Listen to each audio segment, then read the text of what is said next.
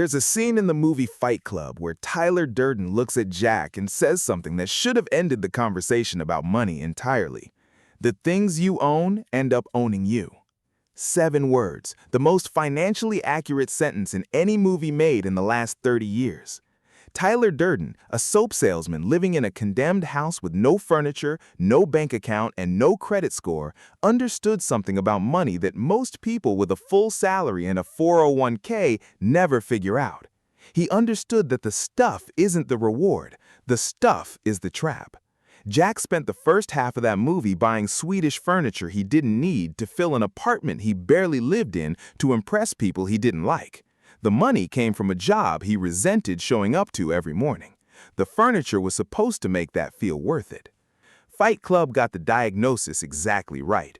Consumerism is the trap, debt is the mechanism, and the average person is so deep inside both that they can't see the walls anymore. Where the movie went wrong is the solution. Tyler's answer was to erase everyone's debt records and reset the financial system entirely. That's not a financial plan, that's a fantasy. And the difference between people who stay broke and people who actually get out is that one group is waiting for the system to collapse, and the other group stopped waiting and built a way out. This video is about what Fight Club was actually trying to tell you, and what to do with it that doesn't involve burning anything down. Jack's apartment in Fight Club is one of the most financially honest images ever put on a movie screen. Every piece of furniture has a catalog name and a price tag attached to it in his mind. The couch isn't just a couch, it's a Kremlin 2-seat sofa in the IKEA catalog, page 147. He doesn't own things, he curates them, and every purchase is supposed to be the one that finally makes the apartment feel like a life. It never does, so he buys something else. That's not a character flaw. That's a documented psychological pattern called lifestyle creep. The phenomenon where every increase in income gets immediately absorbed by an increase in spending, leaving the gap between what you earn and what you keep permanently fixed at zero. Jack gets a raise and buys a better couch. You get a raise and upgrade your car, your apartment, your phone. The number on your paycheck goes up, the number in your account stays exactly the same. Here's what that actually looks like in real life. A man in his early 30s finally lands the salary he spent his 20s working toward, $60,000, then $70,000, then $80,000, and somehow at $80,000 a year, he is less financially stable than it was at $40,000 because every raise arrived and immediately found somewhere to go, a bigger apartment, a newer car, a lifestyle that expanded to fit the income the moment the income arrived. Jack tried to solve an emotional problem with a purchase. That's the mechanism. The void doesn't come from not having enough stuff. It comes from building a life around a job that doesn't mean anything, doing work that disappears the moment you stop showing up. Stuff is the only variable you can control in that equation, so you pull that lever constantly. It never fills the gap because it was never designed to. Jack's apartment exploded while he was away on a business trip. Everything he owned was gone, and for the first time in the movie, Jack felt nothing but relief. That relief wasn't about the furniture, it was about stopping the cycle of earning and earning more to spend more. It was the first moment Jack stopped pretending the purchases were working. There's a moment in Fight Club where Tyler looks at Jack and says something that cuts deeper than anything about furniture or debt. You are not your job. You are not how much money you have in the bank. You are not the car you drive. You are not the contents of your wallet. Most people hear that and think it's motivational. It isn't. It's a diagnosis. Tyler is describing exactly how Jack built his entire identity and exactly why that identity is making him broke. Here's how it works. When your self-worth is attached to your income, every financial decision becomes an identity decision. You don't buy the car because you need transportation. You buy the car because the car tells people who you are. You don't take the job because it builds towards something. You take the job because the salary confirms you're the kind of person who earns that salary. Every purchase is a vote for the version of yourself you're trying to convince other people you already are. That's an expensive way to live, and it compounds in the wrong direction. Picture a man who just got passed over for a promotion. That night, he goes out and spends $200 on a dinner he can't afford.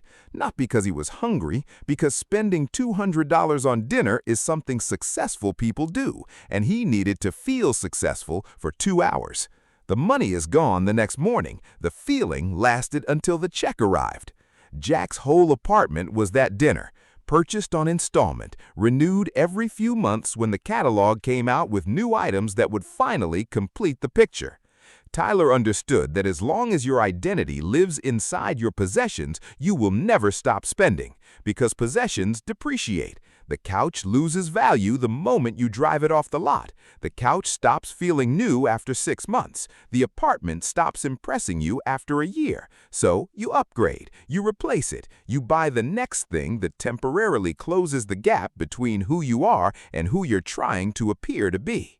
The people who actually build wealth moved their identity somewhere depreciation can't reach it. Into skills, into assets, into a number on a brokerage statement that grows quietly while nobody is watching.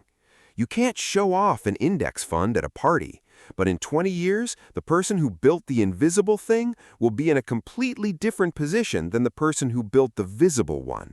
Tyler Durden burned Jack's identity down to the studs. The point wasn't to have nothing. The point was to stop letting things define the decisions. Jack didn't just buy things, he financed them. The apartment full of catalog furniture wasn't paid for in cash. It was paid for in monthly installments that kept him chained to a desk at a job he resented, processing automobile recalls for a company that didn't know his name. That's not a coincidence, that's the design. Consumer debt is not a side effect of the financial system. It is the financial system. The credit card, the car loan, the buy now, pay later button at checkout, these are not conveniences. They are mechanisms that convert your future income into someone else's present profit. Every time you finance something you don't have cash for, you are selling a portion of your future self to pay for something your present self wanted in the moment. Think about what that actually means in practice. The average American carries over $6,000 in credit card debt at an interest rate somewhere between 20 and 25%. That debt doesn't sit still, it grows. Every month you carry it, it gets slightly larger. Every month you make the minimum payment, you are treading water in a current that is moving against you. The math on minimum payments is designed to keep you paying for years on a purchase you made in an afternoon. Jack sits alone in a bare room, staring at a pile of unopened bills on the floor in front of him. Jack's answer was Tyler Durden's answer. Erase the records, reset the system, start from zero. And on a long enough timeline, that fantasy is understandable. When the debt feels impossible, the only solution that makes emotional sense is for it to simply disappear.